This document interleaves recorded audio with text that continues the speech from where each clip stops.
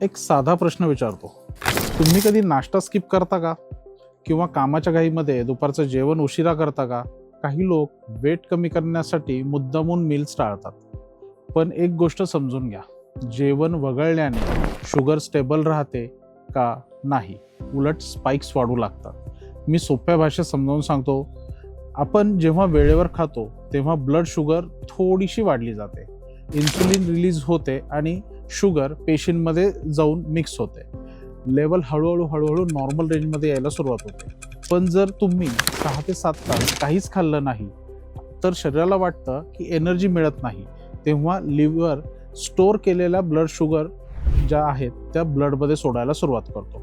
त्यामुळे sugar levels अचानक वाढायला सुरुवात होते. म्हणजेच तुम्ही काही खाल्लं नाही तरी सुद्धा शुगर लेवल वाढली जाते. हे बऱ्याच लोकांना माहिती नसतं.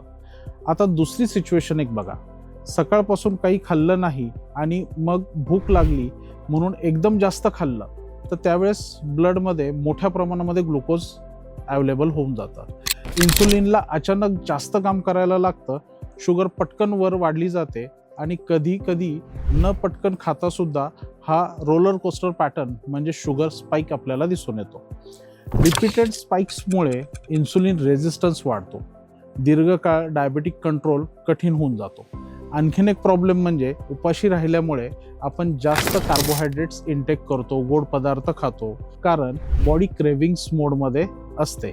त्यामुळे वेट वाढतं, पोटावरती फॅट जमा होतो आणि शुगर कंट्रोल अजून बिघडून जातो. म्हणून मील स्किप करणे हा काही वेट लॉस करण्याचा पर्याय नाही, हे क्लिअर आहे. आता practical question, sugar spikes balance कसे करायचे? तर पहिली गोष्ट, लॉंग गॅप टाळणं. 3 मेन मील्समध्ये ठरलेल्या वेळेला जेवण करणं गरजेचं आहे. मध्ये खूप भूक लागत असेल तर स्मॉल हेल्दी स्नॅक्स घेणं अपेक्षित आहे, जसं की हँडफुल नट्स, स्प्राउट्स किंवा फ्रूट्स. दुसरी गोष्ट म्हणजे प्लेट बॅलन्स करणं गरजेचं आहे. फक्त राईस किंवा चपाती असं जास्त खाऊन जमत नाही. त्याच्यामध्ये प्रोटीन, फायबर्स हे ॲड ऑन करणं गरजेचं आहे. उदाहरणार्थ डाळ, स्प्राउट्स, पनीर, एग्ज, भाजी किंवा फायबर्स किंवा प्रोटीन हळूहळू वाढू देणं गरजेचं आहे. तिसरी महत्त्वाची गोष्ट म्हणजे प्रपोर्शन कंट्रोल. जास्त खाल्लं की स्पाइक हा जास्त येणारच आहे. थोडं कमी पण बॅलन्स खाल्लं तर ते नेहमी फायदेशीर ठरणार आहे. चौथी गोष्ट म्हणजे जेवणानंतर 10 ते 15 मिनटं हलका वॉक करणं खूप मस्ट आहे. पोस्ट मील वॉक हे शुगर कंट्रोलसाठी खूप इफेक्टिव्ह असं आपल्याला साधन आहे. स्टडीजमध्ये आपल्याला हे दिसून येतं, 10 ते 20 मिनिटांची वॉकसुद्धा पोस्ट मील शुगर कमी करायला मदत करते. आणि दुसरी 5वी गोष्ट म्हणजे प्रॉपर स्लीप कमी असेल तरी पण शुगर कंट्रोल कठीण होऊन जातो.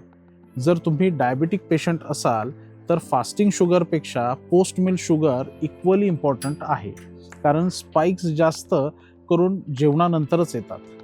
शेवटी एक साधा नियम लक्षात घेणं गरजेचं आहे. तो म्हणजे काय, तर शरीराला नियमित एनर्जी द्या. खूप उपाशी ठेवणं हे चुकीचं आहे. एकदम ओव्हरलोड करणं हेही चुकीचं आहे. त्याला जास्त ओव्हरलोड करता कामा नये. कन्सिस्टन्सी हेच आपल्या शुगर कंट्रोलची बेस्ट की आहे. तुम्हाला मील टायमिंग किंवा शुगर स्पाइक्स याबद्दल डाऊट असतील तर खाली कमेंट नक्कीच करा. व्हिडिओ युजफुल वाटला असेल तर शेअर करा आणि सबस्क्राईब टू अवर चॅनल.